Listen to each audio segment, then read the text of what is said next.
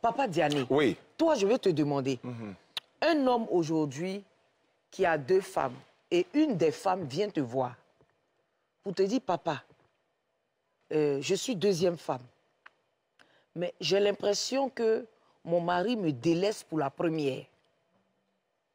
Quel conseil tu peux lui donner? Là, c'est la 2e femme maintenant qui vient en pleurs.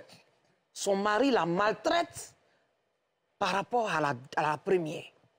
Quand c'est dans ce cas-là, on appelle le mari, on le met en face de la réalité des textes du Coran. Voilà ce que le Coran dit. Tu es en train d'enfreindre les lois de l'islam. C'est parce que l'islam dit, voilà. Tu dois revenir ce que le Coran dit. Maintenant que tu as pris 2 femmes, les conditions qui t'ont été données pour prendre 2 femmes, tu les as remplies, oui. Maintenant, qu'est-ce qui se passe? On peut voir maintenant le problème qu'il y a. S'il n'y a pas de solution du tout, le Coran autorise de divorcer.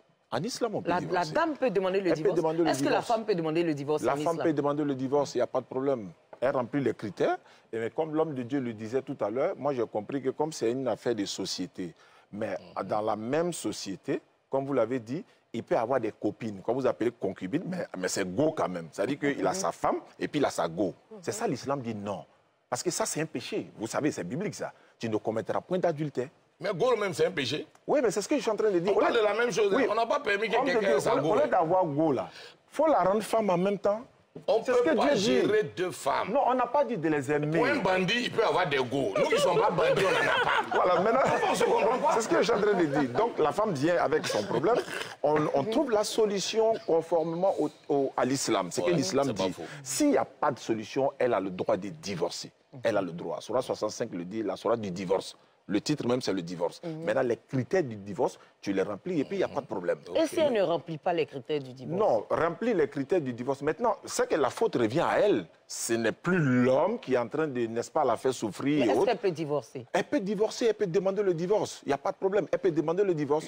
Mais pour demander le divorce, on regarde d'abord les critères. Qu'est-ce qui s'est passé? Qu'est-ce qui n'a pas marché? On ne se lève pas directement pour divorcer. Hein. Voilà, on regarde d'abord qu'est-ce qui n'a pas... Il y a des choses qu'on peut arranger. Voilà, on arrange et puis bon... Voilà. Eh bien, vous voyez, le débat est vraiment, je ne dirais pas houleux, mais intéressant. La seule souvent cause de divorce, c'est quand la femme refuse le lit à son mari tout le temps. C'est ce qui peut être cause de divorce en islam. C'est-à-dire dire à son mari, refuser de coucher à son mari pendant 1 an, 2 ans, 3 ans, juste par plaisir.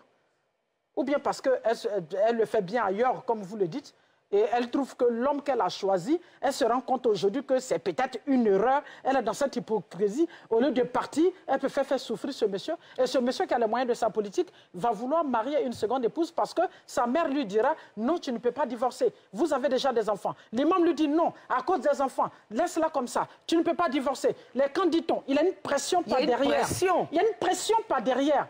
On lui dit non, tu ne peux pas. Si tu divorces, tu seras reconnu à la mosquée comme quelqu'un qui a divorcé. On dira que tu n'es pas reconnaissant, tu restes avec elle. Donc, pour ne pas que les gens aient la bouche sur lui, pour ne pas avoir certains échos, puisque lui, il n'est pas ce genre de personne qui a préparé, qui a développé sa personnalité, où il peut décider et puis il s'en fout de tout ce que les gens disent. Il fait attention à la communauté, mais il laisse cette femme et il va marier une seconde épouse.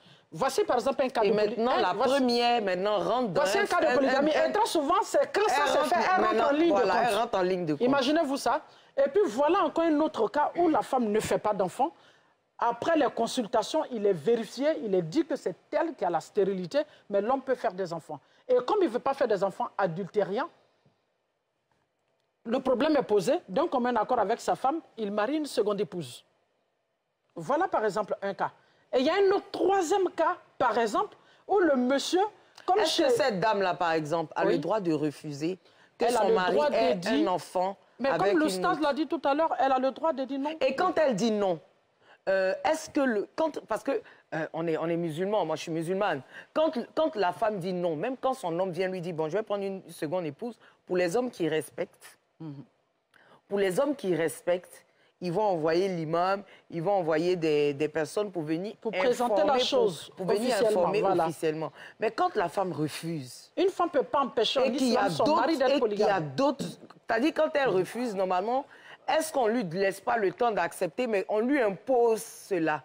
Est-ce qu'après ça, quand on lui a imposé, là, elle peut demander le divorce? Oui, c'est son choix. Oui, papa. Elle a le choix. En fait, on ne l'impose pas en tant que tel, Le mari, il a le droit, certes, de prendre 2, 3 femmes. Il donne les conditions. Je prends, par exemple, le cas d'une femme femme d'affaires, par exemple. Elle va en voyage, elle fait 6 mois. Le mari, il fait comment? En 6 mois, il ne peut pas attendre? Oui, mais c'est pas... Non, Même il y a des hommes qui ne peuvent même pas attendre une semaine. Même scientifiquement. Il y a des hommes qui ne peuvent pas attendre une semaine. Tu l'obliges maintenant à te tromper.